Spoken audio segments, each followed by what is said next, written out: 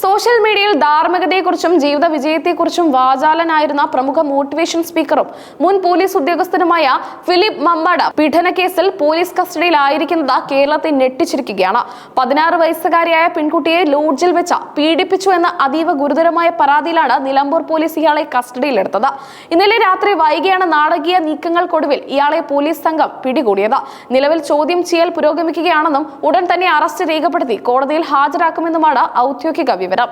ഒരു ഇൻഫ്ലുവൻസർ എന്ന നിലയിൽ വലിയൊരു വിഭാഗം യുവാക്കളെ സ്വാധീനിച്ചിരുന്ന വ്യക്തിയുടെ ഈ മുഖംമൂടി അഴിഞ്ഞു വീണത് വലിയ ചർച്ചകൾക്കാണ് വഴിമരുന്നിട്ടിരിക്കുന്നത്. കോഴിക്കോട് ചീവായൂർ സ്വദേശിയായ 16-കാരിക്ക് നേരെയാണ് അതിക്രമമുണ്ടായത്. പെൺകുട്ടിയും വീട്ടുകാരും നൽകിയ പരാതിയുടെ അടിസ്ഥാനത്തിലാണ് പോലീസ് ഉടനടി നടപടിയിലേക്ക് നീങ്ങിയത്. ലോഡ്ജിൽ എത്തിച്ച പീഡിപ്പിച്ചു എന്ന പരാതിക്ക് പുറമെ ഇയാൾ കുട്ടിയെ ഭീഷണിപ്പെടുത്തിയതായും സൂചനകളുണ്ട്. സംഭവത്തെക്കുറിച്ച് പോലീസ് പറയുന്നത് ഇങ്ങനെ: മോട്ടിവേഷൻ ക്ലാസുകളിലൂടെയും സോഷ്യൽ മീഡിയയിലൂടെയും കുട്ടിയുമായി സൗഹൃദം സ്ഥാപിച്ച ഇയാൾ വിശ്വാസം നേടിയെടുത്ത ശേഷമാണ് ക്രൂരമായ കൃത്യത്തിന് മുതിർന്നത്. കുട്ടിയുടെ പെരുമാറ്റത്തിൽ മാറ്റം കണ്ടതിനെ തുടർന്ന് വീട്ടുകാർ നടത്തിയ അന്വേഷണത്തിലാണ് ഞെട്ടിക്കുന്ന വിവരങ്ങൾ പുറത്തു വന്നത്. തുടർന്ന് ചൈൽഡ് ലൈൻ പ്രവർത്തകരുടെ സഹായത്തോടെ പോലീസ് കുട്ടിയുടെ മൊഴി രേഖപ്പെടുത്തി. കുട്ടിയുടെ മൊഴിയിൽ കൃത്യമായ തെളിവുകൾ ഉള്ളതിനാലാണ് പോലീസ് പ്രതിയെ കസ്റ്റഡിയിലെടുക്കാൻ വൈകിക്കാത്തത്.